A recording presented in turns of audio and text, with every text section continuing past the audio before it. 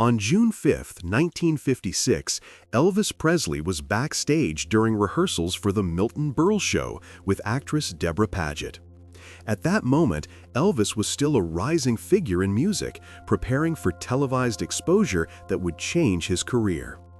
Deborah Paget, already active in Hollywood, would soon join him on screen in Love Me Tender.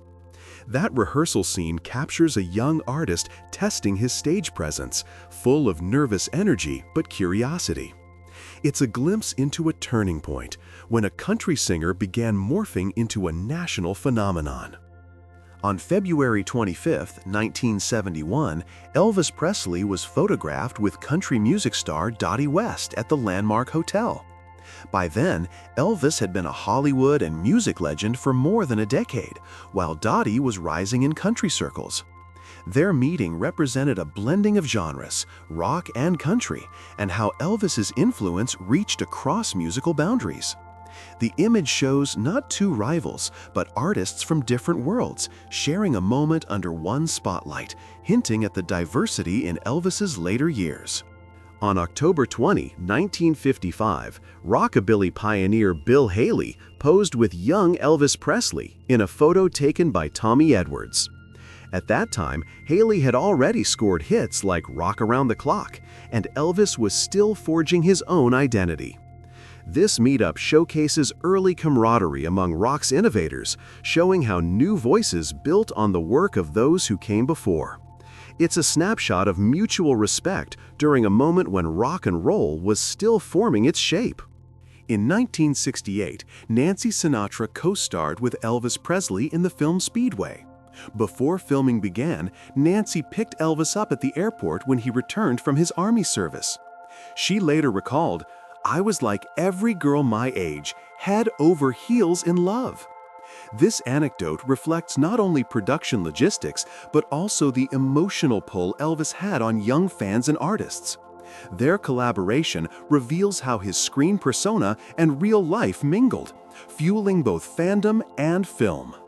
Barbara McNair once remembered Elvis sitting with her on set when gospel legend Mahalia Jackson visited. She asked Elvis to join a fundraising event Jackson planned. He responded graciously, but later told McNair he couldn't, saying, "The Colonel won't let me." That Colonel was Colonel Tom Parker, his manager, whose control often limited Elvis's public acts. This moment illustrates how Elvis navigated personal goodwill and professional constraints behind the scenes. On December 7, 1956, Elvis Presley was backstage with blues legend B.B. King at the WDIA Goodwill Revue in Memphis. Although his contract prevented a formal performance, Elvis appeared to support a child benefit event. The brief time he sneaked on stage earned rousing cheers, demonstrating his powerful appeal. B.B. King later said, "Elvis treated him like royalty." That night showed how music could bridge divides, as a white rock singer and a black blues icon shared a stage in segregation-era America. In 1969, Elvis Presley and soul singer Roy Hamilton were photographed together at American Studios in Memphis. Roy Hamilton, known for his rich, expressive ballads, had been a major influence on vocalists in R&B and pop. Their meeting suggests a moment of cross-genre recognition, Elvis acknowledging his roots in black music tradition. This image hints at how, behind the spotlight and the jumpsuits, Elvis stayed connected to the soul and gospel currents that shaped his voice. At the 1970 USJC's 10 Outstanding Young Men dinner, Elvis Presley quoted lyrics from the R&B tune "Without a Song" in his acceptance speech. "I learned very early in life that without a song, the day would never end." He recited it to emphasize music's importance in his life. Using Hamilton's tune in a public speech shows how deeply Elvis respected the black musical tradition and how he sought to share that belief with a broader audience. It's a rare moment when his passion for music becomes his message. In February 1958, while filming King Creole at Paramount Studios, Elvis Presley encountered Italian star Sophia Loren in the studio cafeteria. According to photographer Bob Willoughby, Loren walked over, sat on his lap, kissed him and ruffled his pompadour.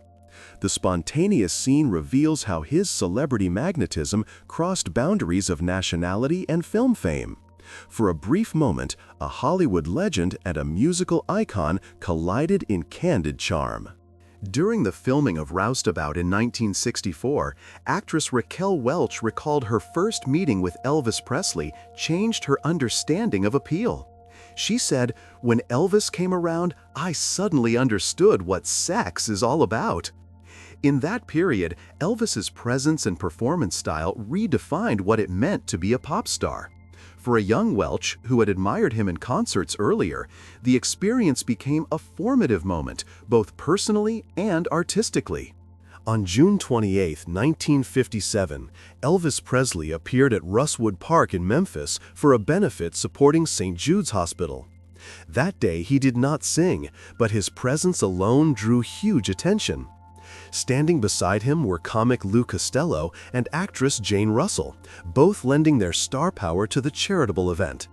For Elvis, it was an early example of how his fame could be used beyond the stage to support important causes.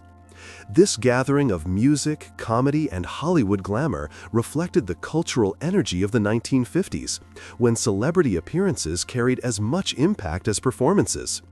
The photo captures Elvis relaxed, smiling, and connected with fellow entertainers, using his growing influence to bring attention to children in need. On December 5, 1970, Elvis Presley and Priscilla attended the wedding of close friend George Cline, where they were photographed with country star Glenn Campbell. Campbell had crossed paths with Elvis years earlier, contributing background work to recording sessions, including the soundtrack for Viva Las Vegas. By the 1970s, both men were household names, each shaping music in their own style. At the wedding, away from the pressure of the stage, Elvis appears simply as a friend celebrating love. It was a quieter chapter in his life, surrounded by those who had shared his journey from the early days. The photo shows a genuine, personal side of Elvis, marking how music and friendships often intertwined. Singer Hank Ballard once remarked, "There are two artists. I don't think any two men on this planet ever had the charisma of Elvis Presley and Jackie Wilson." Ballard's comment underlined something more than talent. It was about presence. Elvis and Jackie, though from different backgrounds, shared an electricity that lit up stages and drew audiences instantly. To watch either of them was to see more than a performance. It was to feel an energy that seemed larger than life.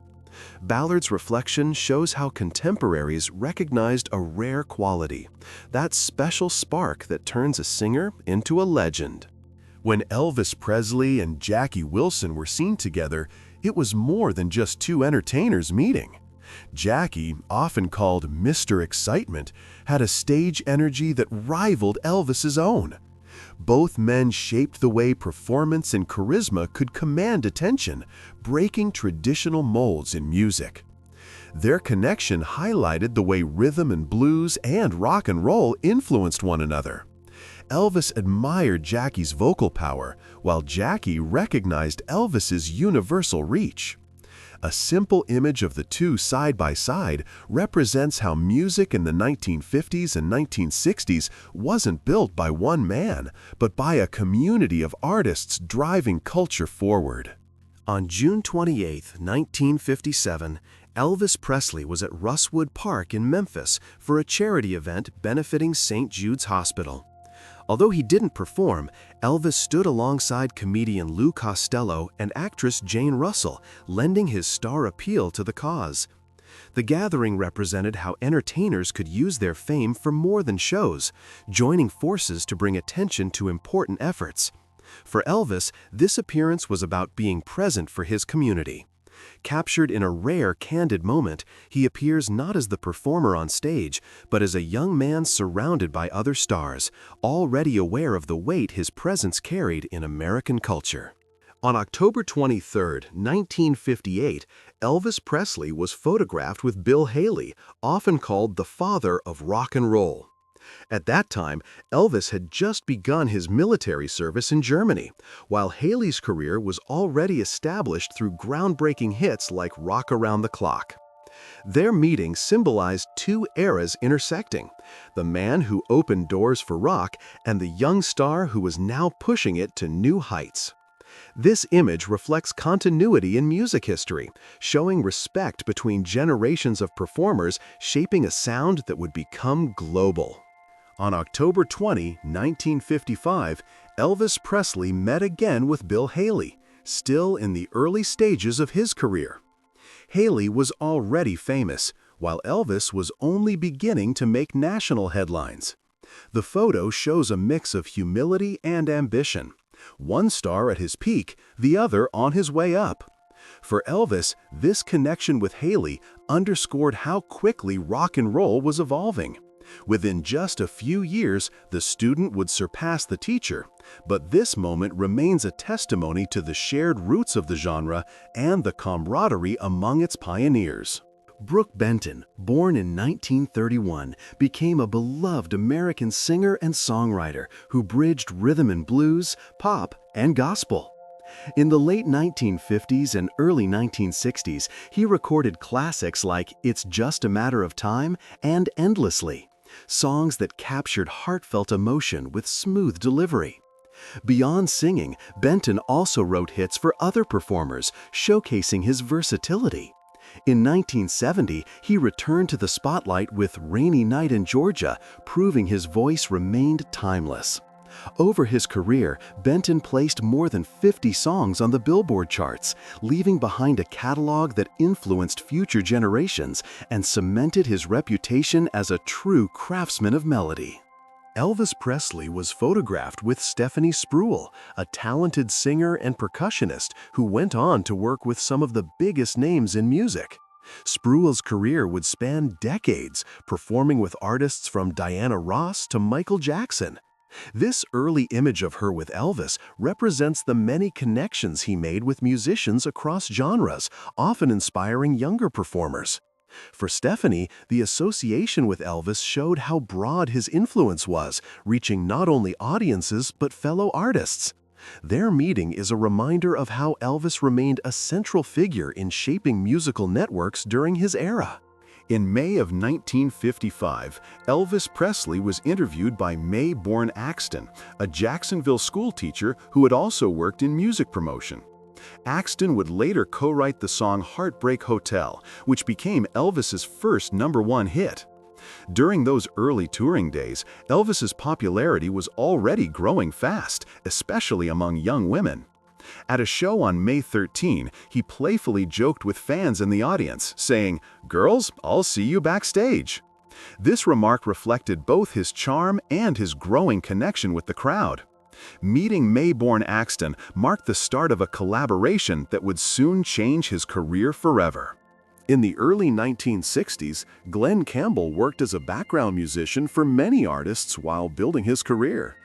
In 1963, he joined a recording session with Elvis Presley and can be heard on the Viva Las Vegas soundtrack, as well as the B-side of the single that featured What I Say. Campbell later became one of country music's brightest stars, but at that time he was simply another skilled guitarist supporting major acts. His connection with Elvis shows how intertwined the music industry was, with future legends crossing paths in unexpected ways. For Campbell, playing behind Elvis was one step in a journey that would take him from studio sessions to worldwide fame.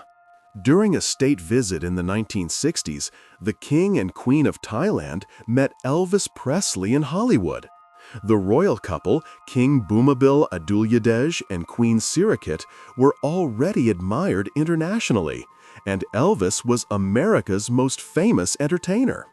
Their meeting symbolized the global reach of popular culture and the curiosity that world leaders had for American music.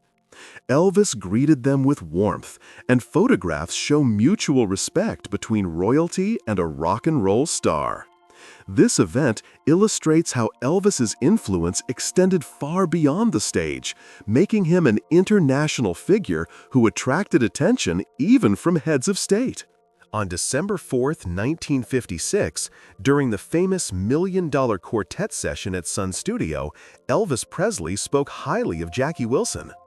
Elvis recalled first seeing Jackie perform when Wilson was part of Billy Ward and the Dominoes in Las Vegas.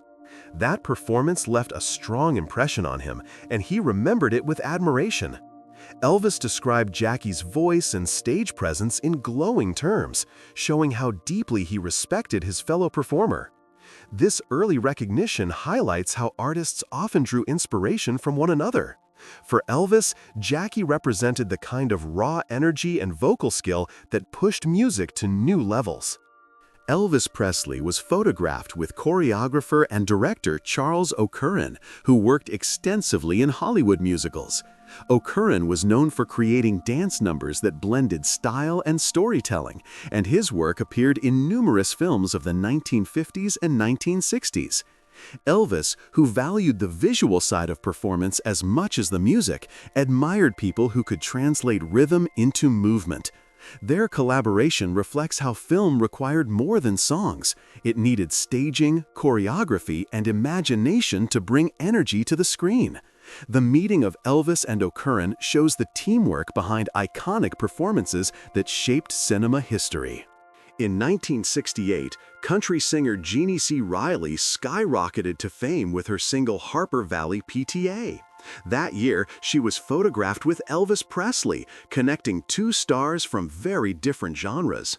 Riley's song made history by topping both the pop and country charts at the same time, a rare achievement that earned her a Grammy and the Country Music Association's Single of the Year. She also broke barriers as one of the few country artists nominated in major pop categories like Best New Artist and Record of the Year.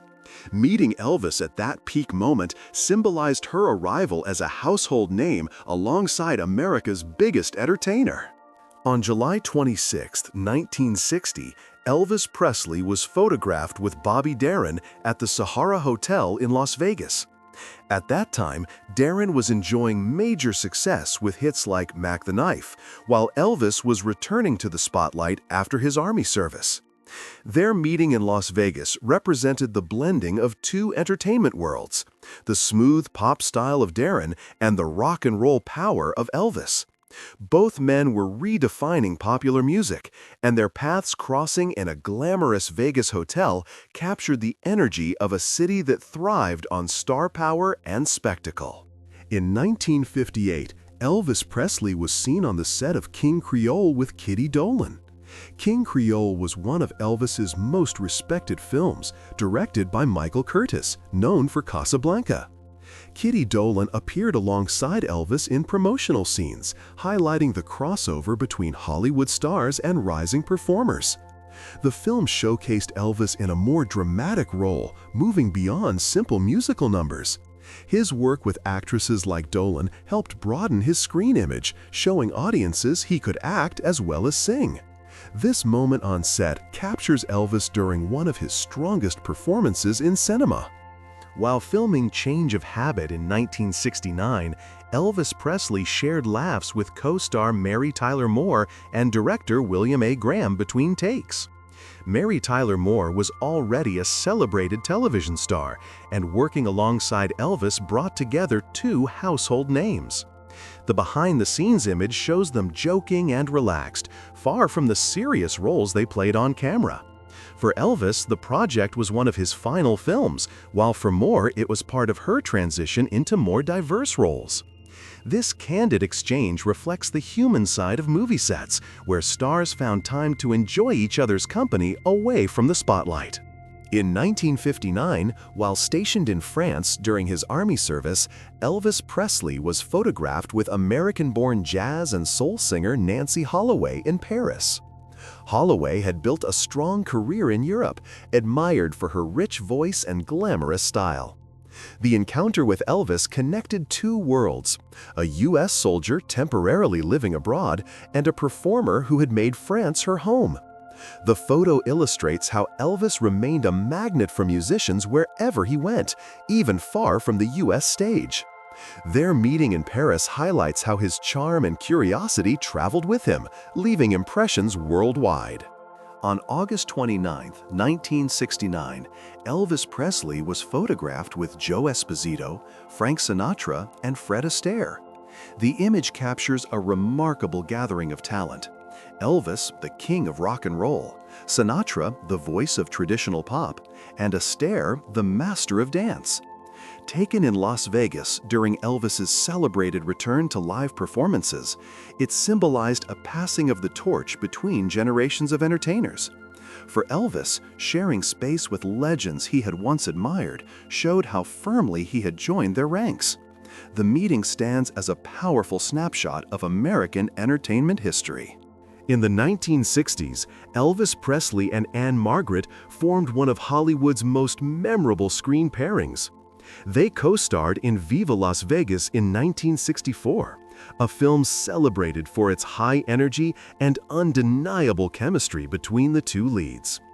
Behind the cameras, their connection was just as strong, sparking years of stories about their bond. Anne Margaret, already an emerging star, later described Elvis as someone who understood her both on and off stage. Their partnership blended music, dance, and acting in a way that gave the film lasting popularity. The images of them together reflect not just a movie collaboration, but a moment when two performers mirrored each other's talent and charisma, leaving audiences captivated by the magic they created. During the mid-1950s, Elvis Presley was often seen with Barbara Hearn, one of his earliest sweethearts. Their relationship unfolded just as Elvis's career was exploding from local shows into national fame.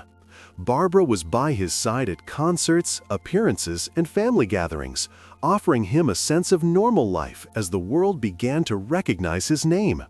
She became part of his inner circle during those early days when everything was still new and uncertain. Photographs of Elvis and Barbara together capture a rare innocence before the full weight of stardom set in. These moments remind us that behind the legend was a young man learning to balance music, fame, and personal relationships.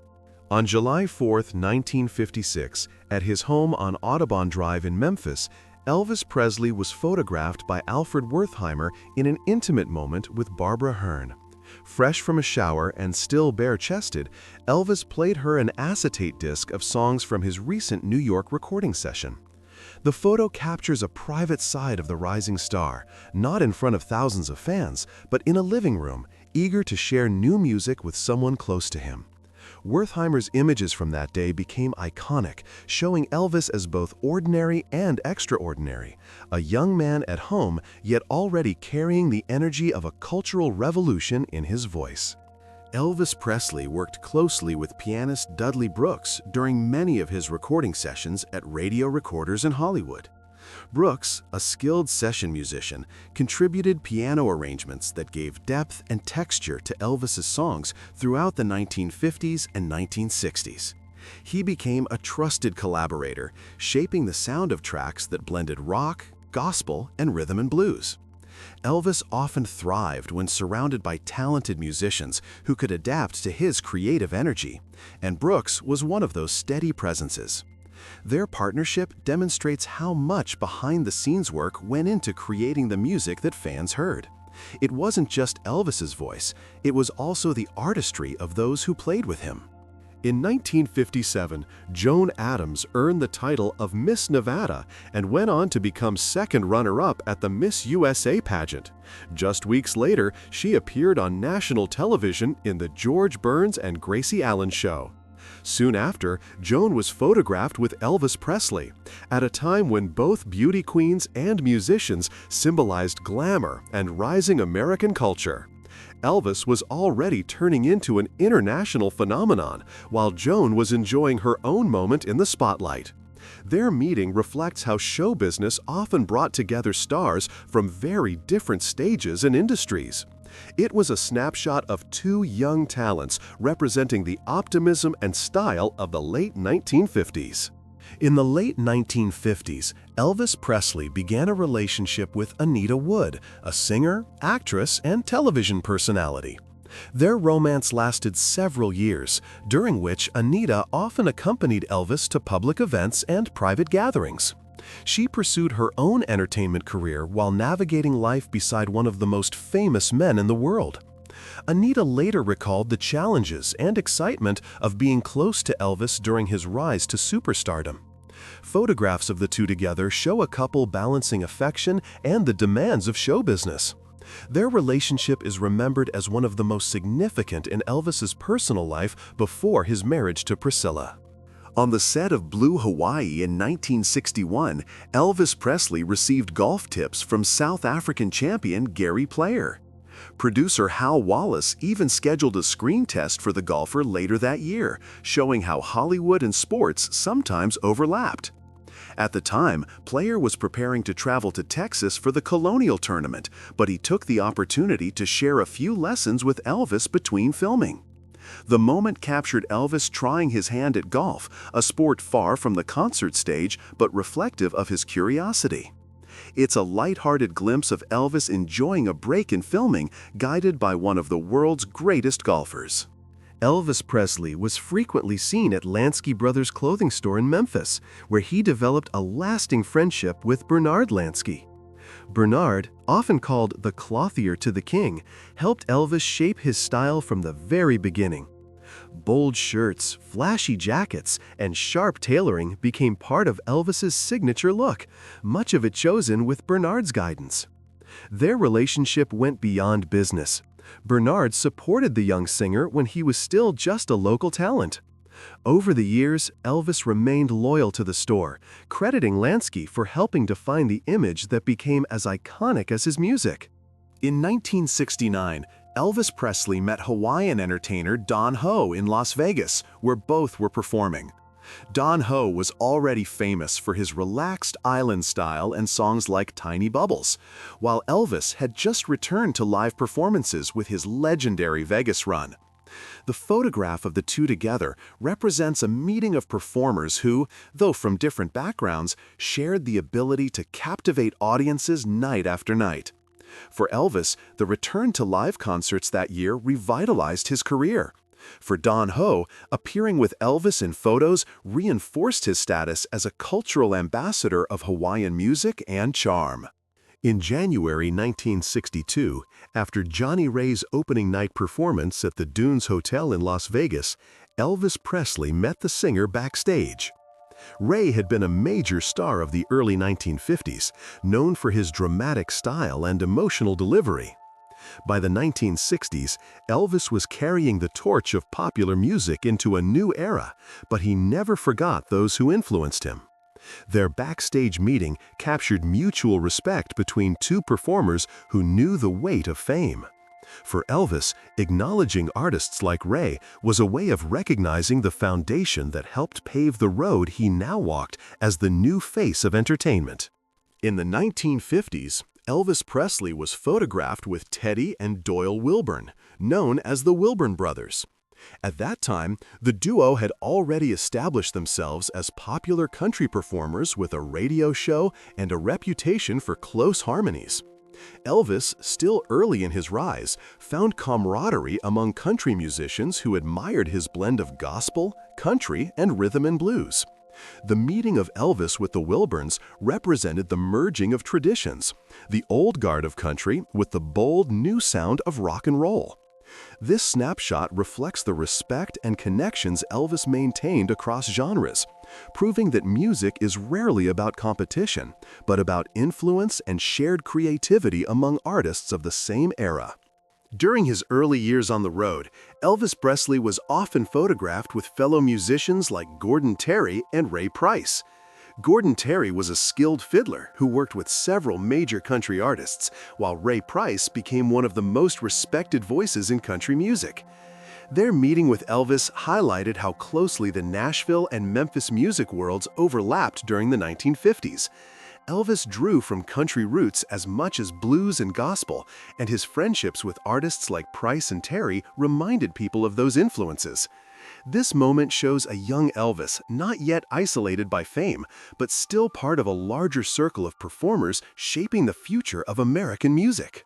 Backstage in the 1950s, Elvis Presley shared a lighthearted moment with Iris McCullough, the striking actress who starred in the television series Sheena, Queen of the Jungle. Known for her glamorous looks and adventurous screen roles, McCullough brought Hollywood elegance into the room. Elvis, still learning to navigate both music and movie careers, enjoyed her playful humor. The photo captures a candid meeting of two rising stars from very different corners of entertainment. Elvis represented the sound of a new generation, while McCullough embodied the adventurous spirit of television. Together, they created an image of 1950s pop culture where music, television, and film collided. Elvis Presley was photographed with gospel legend Mahalia Jackson and co-star Barbara McNair, bringing together three performers from very different backgrounds. Mahalia was admired as one of the greatest gospel voices of the century, and her influence touched artists worldwide. Elvis, who often spoke about how gospel music shaped him, showed deep respect for her presence. Barbara McNair, an accomplished actress and singer, connected Hollywood and music in her own career. This meeting reflects Elvis's admiration for gospel traditions and his recognition of artists who inspired him. Standing together, the three offered a moment of harmony between gospel, Hollywood, and rock and roll. In July 1970, Elvis Presley was photographed at MGM Studios with James Aubrey, who was then the head of MGM. At the time, Elvis was preparing for his return to live performances in Las Vegas, and MGM was documenting it for the film That's the Way It Is. Aubrey's role as a studio executive symbolized the powerful connection between Hollywood and Elvis's music career. The photo illustrates Elvis at a transitional moment, no longer focused on scripted films, but reclaiming his position as a live performer. Sharing the frame with Aubrey represented how closely business and artistry intersected in the world of show business. In March 1960, Elvis Presley appeared on Frank Sinatra's television special just weeks after returning from his Army service. The show was billed as a meeting between the chairman of the board and the king of rock and roll. For audiences, it symbolized a bridge between two generations of American music. Sinatra representing the polished crooner era, and Elvis embodying the rebellious new sound of rock. The performance was historic, as both men shared the stage with humor and mutual respect. That night, television captured an unforgettable moment when tradition and innovation met, and two of America's greatest entertainers shook hands before a worldwide audience. In December 1970, Elvis Presley visited the White House and met President Richard Nixon, creating one of the most famous photographs of the 20th century. Elvis's goal that day was to request a federal narcotics badge, something he believed would help him in his efforts to combat drug culture. Dressed in a dark cape and high collar, Elvis looked every bit the superstar, while Nixon appeared formal and reserved. Their handshake became legendary, symbolizing the unlikely meeting of rock and roll and politics. The photograph remains the most requested image in the National Archives, capturing a moment where popular culture and government briefly intersected in a single snapshot.